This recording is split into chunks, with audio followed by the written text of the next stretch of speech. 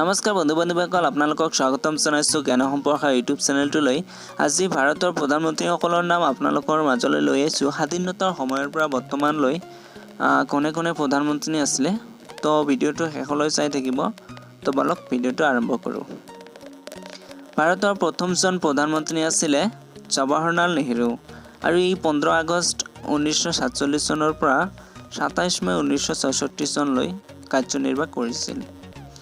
তো ভাৰতৰ প্ৰথমজন প্ৰধানমন্ত্ৰী হ'ল পণ্ডিত জৱাহৰলাল নেহৰু। পণ্ডিত জৱাহৰলাল নেহৰুক চাচাজী বুলিও জনা যায়। গুলজাৰীলাল নন্দা ভাৰতৰ প্ৰথম প্ৰধানমন্ত্ৰী জৱাহৰলাল নেহৰুৰ মৃত্যুৰ পিছত 1966 চনৰ 27 মে তাৰিখৰ পৰা জুন মাহৰ 9 তাৰিখলৈ তেওঁ কাৰ্যভাৰ চলায়, আৰু তেতিয়া তেওঁ হোম মিনিষ্টাৰ আছিলে, আৰু তেওঁ এজন ভাৰতৰ অন্তৰ্বৰ্তীকালীন প্ৰধানমন্ত্ৰী। ভাৰতৰ দ্বিতীয়জন প্ৰধানমন্ত্ৰী আছিলে লাল বাহাদুৰ শাস্ত্ৰী। লাল বাহাদুৰ শাস্ত্ৰী জুন মাহৰ 9 তাৰিখ 1966 চনৰ পৰা 11 জানুৱাৰী 1966 চনলৈ কাৰ্যভাৰ চলাইছিল। তাৰপিছত 1966 চনত তেওঁৰ মৃত্যু হৈছিল। গুলজাৰীলাল নন্দা আকৌ এবাৰ তেওঁ অন্তৰ্বৰ্তীকালীন প্ৰধানমন্ত্ৰী হৈছিল, কাৰণ যেতিয়া লাল বাহাদুৰ শাস্ত্ৰীৰ মৃত্যু হৈছিল 1966 চনত, তাৰপিছত তেওঁ কাৰ্যভাৰ গ্ৰহণ কৰে 11 জানুৱাৰীৰ পৰা 24 জানুৱাৰীলৈ, আৰু এই সময়তো তেওঁ গৃহমন্ত্ৰী আছিলে। ইন্দিৰা গান্ধী আছিল ভাৰতৰ তৃতীয়জন প্ৰধানমন্ত্ৰী। তেওঁৰ কাৰ্যকাল আৰম্ভ হৈছিল 24 জানুৱাৰী 1966 চনৰ পৰা 24 মাৰ্চ 1977 চনলৈ। মৰাৰজী দেশাই আছিলে ভাৰতৰ চতুৰ্থজন প্ৰধানমন্ত্ৰী। তেওঁৰ কাৰ্যকাল আৰম্ভ হৈছিল 24 মাৰ্চ 1977 চনৰ পৰা 28 জুলাই 1979 চনলৈ। প্ৰধানমন্ত্ৰী চৰণ সিং আছিলে ভাৰতৰ পঞ্চমজন প্ৰধানমন্ত্ৰী। তেওঁৰ কাৰ্যকাল আৰম্ভ হৈছিল জুলাই 28 তাৰিখ 1979 পৰা জানুৱাৰী 14 তাৰিখ 1980 চনলৈ।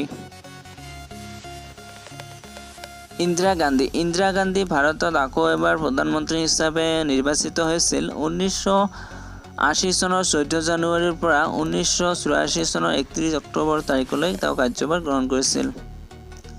ভাৰতৰ ষষ্ঠ প্ৰধানমন্ত্ৰী হ'ল ৰাজীৱ গান্ধী।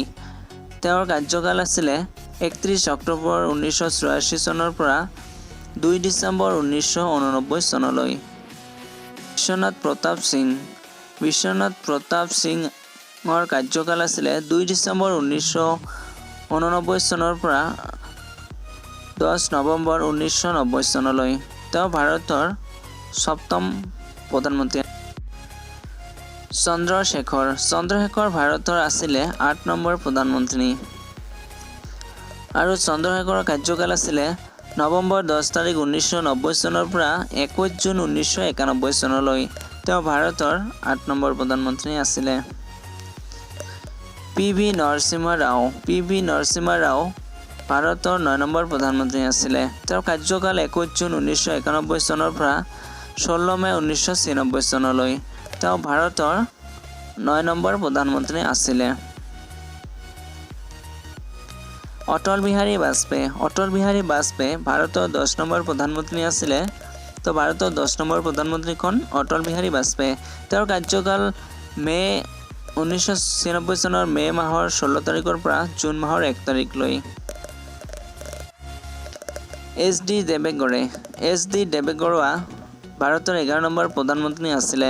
তেওঁ 1996 চনৰ জুন মাহৰ 1 তাৰিখৰ পৰা এপ্ৰিলৰ 21 তাৰিখ 1997 চনলৈ কাৰ্যভাৰ গ্ৰহণ কৰিছিল। ইন্দৰ কুমাৰ গুজৰাল ভাৰতৰ 12 নম্বৰ প্ৰধানমন্ত্ৰী আছিলে। তেওঁৰ কাৰ্যকাল 21 এপ্ৰিল 1997 চনৰ পৰা 19 মাৰ্চ 1998 চনলৈ আছিল। অটল বিহাৰী বাজপেয়ী আকৌ এবাৰ প্ৰধানমন্ত্ৰী হৈছিলে, আৰু তেওঁৰ কাৰ্যকাল আছিলে 19 মাৰ্চ 1998 চনৰ পৰা 22 মে 2004 চনলৈ। তেওঁ দ্বিতীয়বাৰৰ বাবে আকৌ এবাৰ প্ৰধানমন্ত্ৰী হৈছিল। মনমোহন সিং ভাৰতৰ 13 নম্বৰ প্ৰধানমন্ত্ৰী আছিল। মনমোহন সিঙৰ কাৰ্যকাল 22 মে 2004 চনৰ পৰা 26 মে 2014 চনলৈ আছিল। যিমানবিলাক প্ৰধানমন্ত্ৰী আছে বৰ্তমানলৈ সকলোতকৈ বেছি কাৰ্যকাল থকা হ'ল প্ৰধানমন্ত্ৰী মনমোহন সিং। নৰেন্দ্ৰ মোদী হ'ল ভাৰতৰ 14 নম্বৰ প্ৰধানমন্ত্ৰী। 26 মে 2014 চনৰ পৰা বৰ্তমানলৈ তেওঁ প্ৰধানমন্ত্ৰী হৈ আছে।